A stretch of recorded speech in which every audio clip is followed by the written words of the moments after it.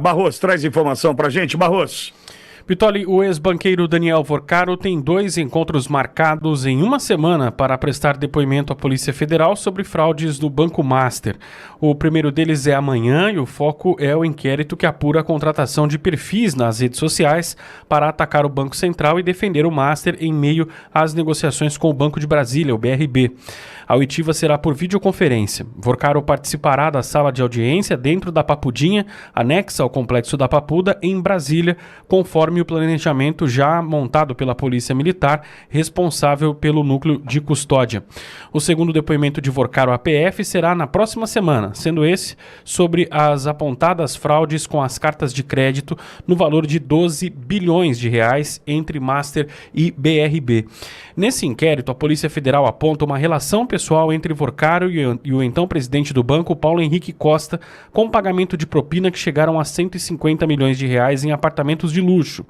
Costa foi preso e também está na Papudinha. Apesar do calendário de oitivas estabelecido, a da defesa de Daniel Vorcaro vai pedir à Polícia Federal para adiar o depoimento do empresário desta quinta-feira, segundo a divulgação da CNN Brasil. Os advogados querem que a mudança de data para ganhar tempo, querem que haja tempo para se aprofundarem nas investigações sobre esse caso. Eles alegam que gostariam de ter acesso completo aos autos, ao conteúdo das operações, para que Vorcaro esteja mais bem preparado para esse depoimento. Após as oitivas finais, a Polícia Federal prevê a conclusão desse primeiro inquérito relacionado ao Master ainda nesse mês de agosto, com indiciamentos que serão enviados ao gabinete do ministro André Mendonça, do Supremo Tribunal Federal. Olavo, obrigado, Barros. Olavo, o que está preparado para um depoimento? Você vai entender minha dúvida.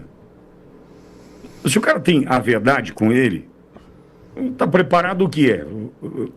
Me ajuda aí, Olavo.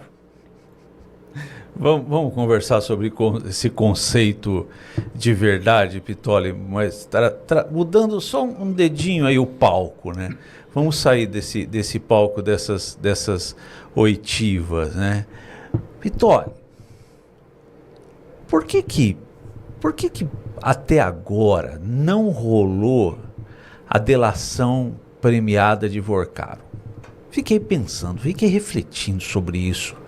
E quando se busca essa notícia, quando se aprofunda no tema, nós vemos uma forte oposição à delação de Vorcaro, entabulada pela PGR, comandada por Paulo Gonet. Me parece que Paulo Gonet é sócio de Gilmar Mendes, né? Parece. E também muito amigo ali na cúpula do Supremo Tribunal Federal. Pitoli, não é estranho? Então, beleza, ele quer se preparar aí para o depoimento, mas não é estranho a PGR ter feito essa frente gigante para que Vorcaro não fizesse uma delação premiada? Só lembrando, uma delação por parte de Vorcaro amplificaria a velocidade das investigações de maneira muito intensa, ele ficaria mais rápido, né? Mas a PGR fala assim, olha, as informações, não há ineditismo nas informações de Vorcaro. Imagina se Vorcaro começa a explicar o contrato aquele contrato com altíssimos honorários advocatícios para a esposa de Alexandre de Moraes. Se Vorcaro começa a explicar os fundos por ele capitaneados que usaram para a negociação do Taiaiá de Toffoli, você imagina se Vorcaro começa a explicar, Pitoli, a questão que envolve o filho do seu Cássio. Enfim, tanta coisa para explicar e a PGR põe bola preta para essa delação, né? Minimamente estranho. Pois é, agora, Olavo,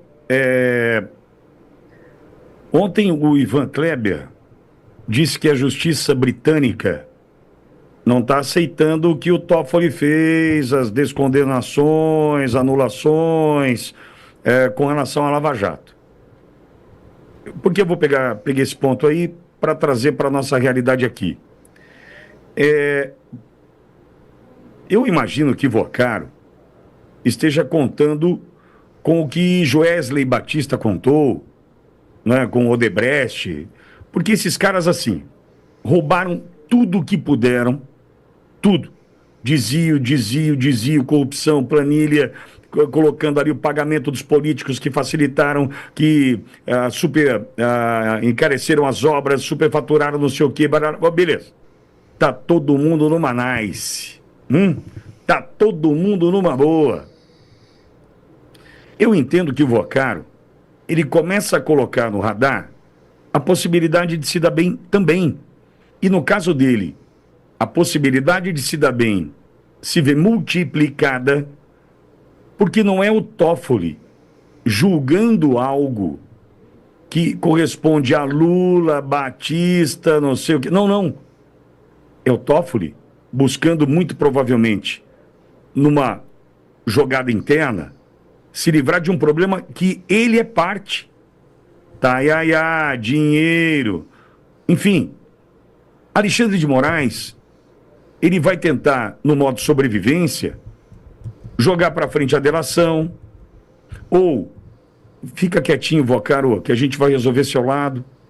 Porque, do jeito que você colocou, Olavo, tem um contrato de 129 milhões negociado ou fechado pelo WhatsApp. Negociado não, fechado pelo WhatsApp.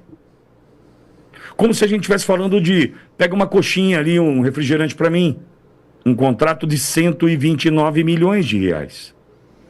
O que eu estou querendo dizer para você, Olavo, na minha leitura, é que, até agora, tirando o ex-presidente do BRB, que ele sabe o que ele fez, 146 milhões em imóveis e tal, nós temos presos Daniel Vocaro, o líder do negócio, não era dono, a gente ainda vai descobrir que não era dono, o pai, o cunhado e o primo. Olavo, com Cine Trancoso, com Cred Sexta, Festa das Astronautas, dinheiro para projeto de lei dentro do Senado, apoiado por senador A, senador B. Só esses 4 presos? Qual a sinalização? Fiquem quietinho, que isso vai passar, tem muita gente envolvida, a gente não vai queimar o filme de ninguém agora, segura as pontas. Você não tem aquele Pix que o Vocaro fez pro pai de 2.250? Vai tocar a vida, vai dar algum problema, né? Olavo, eu faço um Pix para você de 2.250 milhões de reais, porque vai que dá um problema, você fica sem dinheiro, né, Olavo? Então, garanto a tua vida e tal. Veja, tá sinalizado para os caras assim, calma, não vai dar nada. Se não deu para quem a gente nem estava envolvido, imagina para esse momento, onde tem contrato, onde tem Gilmar Mendes pode ser que apareça. Você acha que vai dar alguma coisa?